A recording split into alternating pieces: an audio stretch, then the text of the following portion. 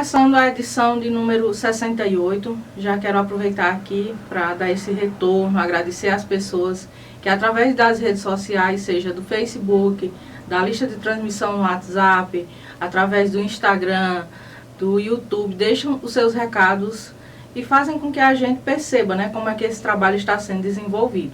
Então, quero começar agradecendo a Deise Mandelli, a artista entrevistada em nossa última edição, que deixou o seu recadinho dizendo que só tem a agradecer. E a gente, Deise, é que te agradece por ter aceitado o nosso convite e participado aqui como uma das nossas entrevistadas aqui em nosso quadro. Obrigada. Quem também deixou o recadinho foi a Corrinha Lino, lá de Altaneira. Ela que deixou seu comentário especificamente na edição onde foi gravada a entrevista com o mestre Antônio Rafael, lá de Tarrafas, nos parabenizou. Tanto eu como o mestre Antônio Rafael e a Corrinha Lino somos da Academia de Letras, da Seccional Araripe, e ela deixou lá um recadinho dizendo que tinha achado a entrevista excelente.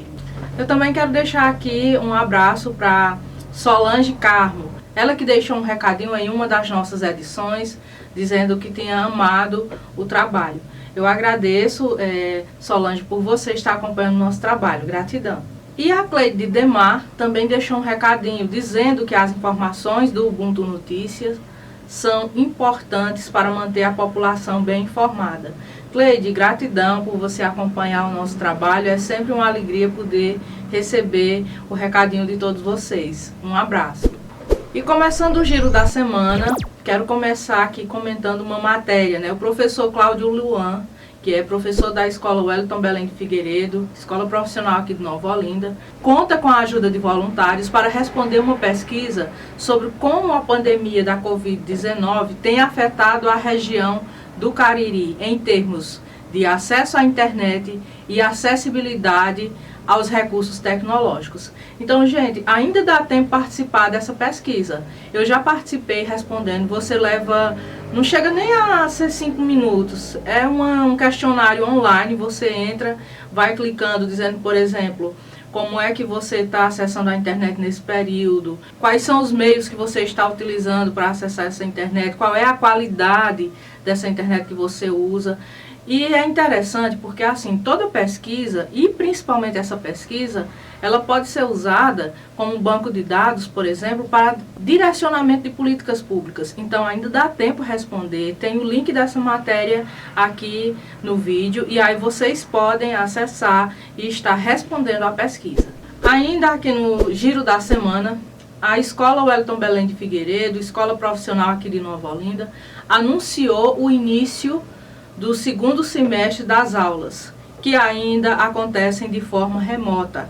O governador do estado anunciou, um pouco antes de começar o segundo semestre, que por conta das pesquisas, de todo o levantamento que foi feito pelas pessoas que vêm observando, toda a equipe do governo que vem observando a situação e que ainda não é viável e não é seguro retornar.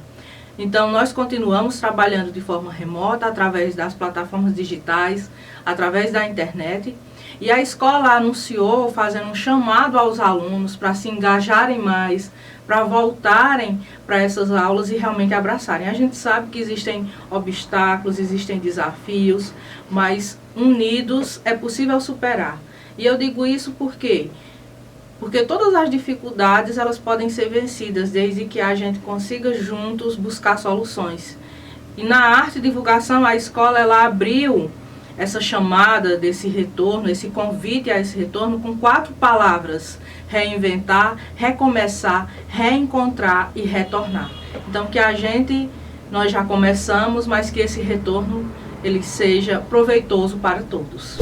Ainda no giro da semana, na sexta-feira, dia 7 de agosto, comemorou-se 14 anos desde que foi sancionada a Lei Maria da Penha. E é interessante observar que nesse mês de agosto também existe a campanha Agosto Lilás. Não é só uma cor, não, é uma luta de combate à violência contra a mulher. Então, nessa campanha, a gente busca o quê? Encorajar as mulheres a denunciarem os seus agressores, a não silenciarem, a não se calarem. E é interessante observar que o que as pesquisas mostram é que desde que começou esse período da pandemia, intensificaram-se e aumentaram os casos de violência doméstica. Daí, eis a importância de outras mulheres encorajarem outras mulheres a não silenciarem diante da violência. No oferecimento de Agência CLI, Ascom Assessoria, Consultoria e Planejamento Contábil, Madeireira Madresul, Salão Inovar, Conceito Livraria Café, Clínica Saúde e Beleza Dr. Valdizar Grangeiro, Barbearia Heleno Barbershop, Centro de Educação Básica SEB, Flor de Açúcar, Cavalheiros Barbershop Cariri. E começando o nosso quadro de entrevistas nessa edição 68, eu quero abrir aqui com uma frase que eu selecionei especialmente para esta edição. O Dia do Estudante de 2020 foi marcado pela luta contra um inimigo invisível. Será lembrado por lutas individuais e pessoais de alunos que superaram a falta de recursos, tempo, vontade e, acima de tudo, não desistiram. E nesta edição, recebemos em nosso quadro de entrevistas o estudante Clécio Silva. O mesmo tem 14 anos de idade e está cursando o 9º ano do ensino fundamental da Escola Avelino Feitosa, aqui de Nova Olinda. É com ele que iremos conversar nesta edição, falando sobre perspectivas para o futuro, o papel do estudante e sobre como ele está vivendo seus estudos neste momento de pandemia. Então, esta é uma edição especial dedicada a vocês, estudantes. Clécio, nesse dia 11 de agosto foi comemorado o Dia do Estudante. Como você se define enquanto estudante? Olá, Lucélia, boa tarde e boa tarde a todos que estão nos assistindo.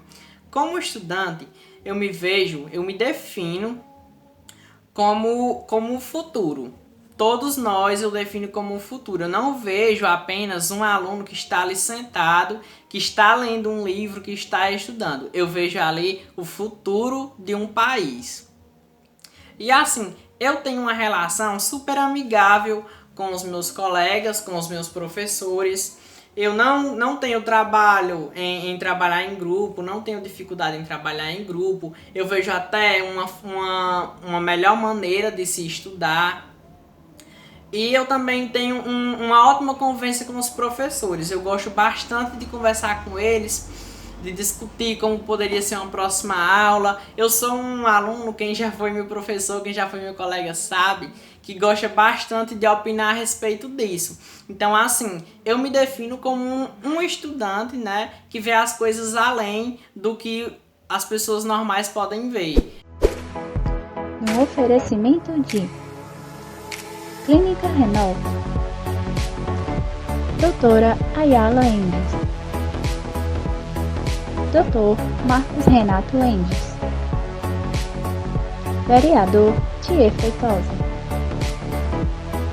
Santuário da Divina Misericórdia, Farmácia Mãe Glória,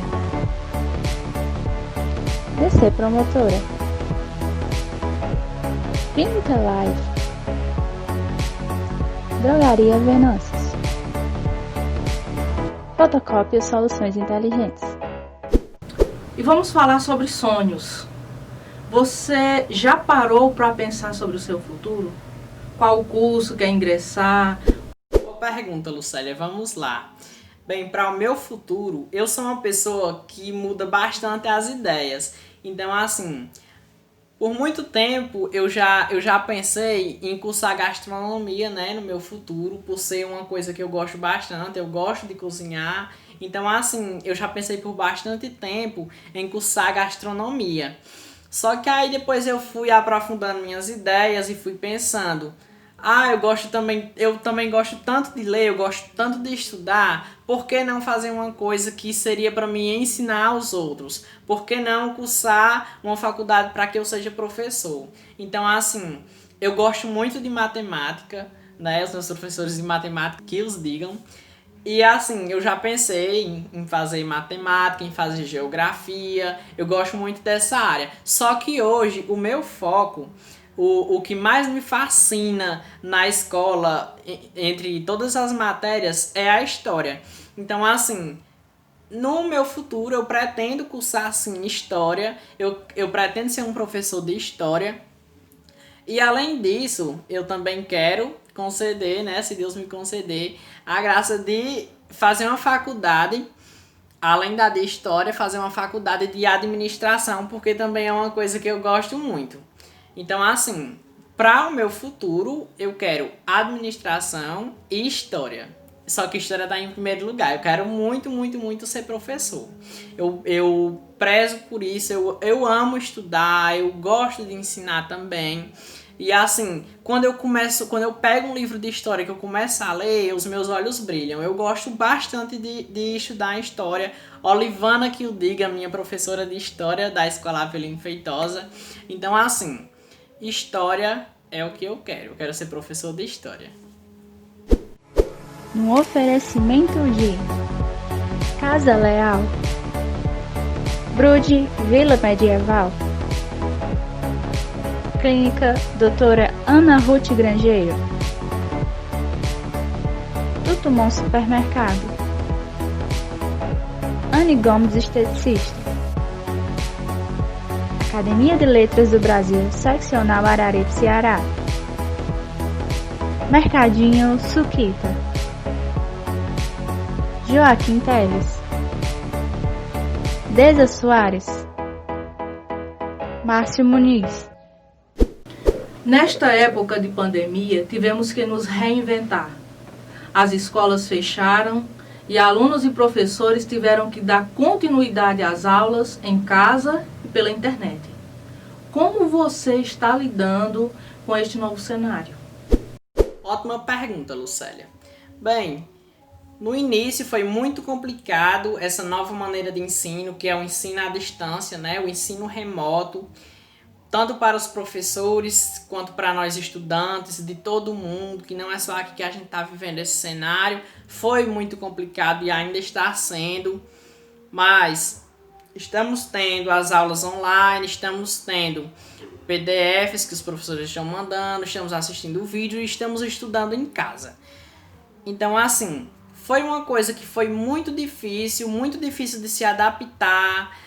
Muitos não conseguiam administrar certos aplicativos, como já foi o caso de pessoas que já vieram falar comigo.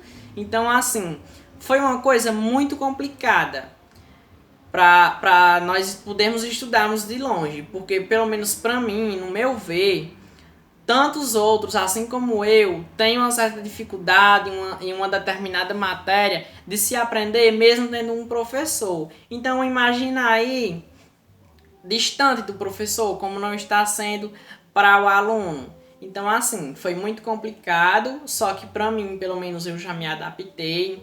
Estou assistindo vídeos pela internet para compreender melhor o conteúdo, porque eu sei o quanto é difícil para um professor se acordar cedo, mandar aula, gravar aula, corrigir a atividade. Às vezes ele ainda tem filho, ele ainda tem uma coisa e a outra para cuidar, apesar de que nós alunos também temos. Então, assim, foi uma coisa complicada que a gente teve que se adaptar. Não está sendo nem um pouco fácil, está sendo difícil, porque eu tenho amigos que são professores e eu sei o quão difícil é. Então, assim, a gente tá se adaptando a essa nova maneira. Eu espero que o mais rápido possível as aulas voltem, que eu já estou com muita saudade dos professores e dos colegas também. E foi isso. Foi difícil e a gente teve que se adaptar. Um oferecimento de Wesley de Doutora Teresa, Cordeiro Gás, Granja Aqui Frango, Luz da Saúde, JM Móveis, Daxon Carvalho, Célia Dias, cantora e compositora, Restaurante Top Grill. E para a gente concluir aqui a nossa conversa, enquanto estudante, qual mensagem você deixa para os demais estudantes que vão ter a oportunidade de assistir a nossa entrevista? Bem, como estudante, como aluno, a mensagem que eu deixo para vocês, meus colegas e todos os outros alunos que vão ter a oportunidade de assistir, é que não desistam, que continuem e que o mais breve possível a gente vai se ver de novo, a gente vai estar na escola e que assim, apesar de estar sendo um momento que não está sendo fácil nem para mim, nem para você e nem para nenhum dos outros que estão no meio de ensino, a gente tem que buscar algum método de aprender. Então, a mensagem que eu deixo é que não desista. Apesar de todo o trabalho que dá, de toda a dificuldade, eu me disponho aos colegas que tiverem alguma dificuldade. Se eu entender, eu posso também explicar e assim, buscar uma maneira de entender, né? De assistir um vídeo, uma coisa, uma aula, que é o que eu estou fazendo. E também para os professores, o que eu deixo é o meu muito obrigado, que eu estou vendo o quanto vocês têm se empenhado para dar o conteúdo para a gente. Eu vejo como está sendo difícil para vocês esse trabalho à distância. Eu vejo o esforço que vocês estão tendo. Não vou dizer aqui os professores, porque são muitos e eu posso esquecer também, né, do nome de algum. Mas assim, eu amo muito todos vocês, eu gosto muito dos meus professores. E eu deixo aqui o meu muito obrigado a todos vocês, aos que foram os meus professores e aos que são os meus professores. Que eu vejo o quanto vocês têm dado o melhor de si para que a gente continue estudando. Eu reconheço o desafio que está sendo a cada dia. E o que eu deixo para vocês, professores, é isso. É o meu muito obrigado. Muito obrigado, vocês estão de parabéns. Todos os professores estão de parabéns. E desde já eu gostaria de agradecer a oportunidade de ter a entrevista aqui com Lucélia Muniz.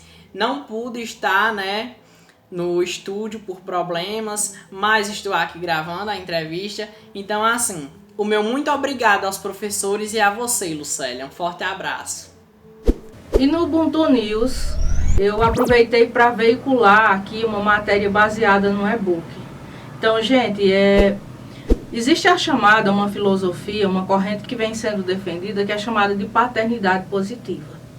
Então, a paternidade positiva, ela é construída principalmente a partir de laços socioemocionais.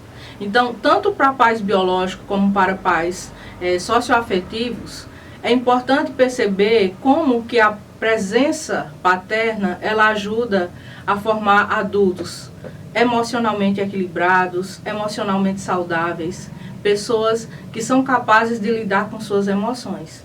E aí eu fiz essa matéria mostrando quem são os teóricos que vêm trazendo essa filosofia de vida, que vem fazendo esse chamado para essa mudança. Principalmente pensando na construção da relação pai e filho. A gente sabe um dos pontos que é abordado, por exemplo, dentro do e-book, é o distanciamento que existe hoje. É a falta da construção da relação, é a proximidade, é a construção do diálogo, é a resolução de problemas, é a participação efetiva dos pais na educação dos filhos. Para finalizar aqui mais essa edição, eu agradeço a todos vocês que acompanham o nosso trabalho, os nossos seguidores, leitores. A você que deixa o seu recadinho lá, não esqueça de interagir, é sempre bom perceber essas mensagens que vocês deixam lá, isso nos incentiva e nos motiva. Agradeço também aos nossos patrocinadores, colaboradores, por apoiarem essa iniciativa de cunho educacional e cultural. Aguardo vocês, até a próxima edição.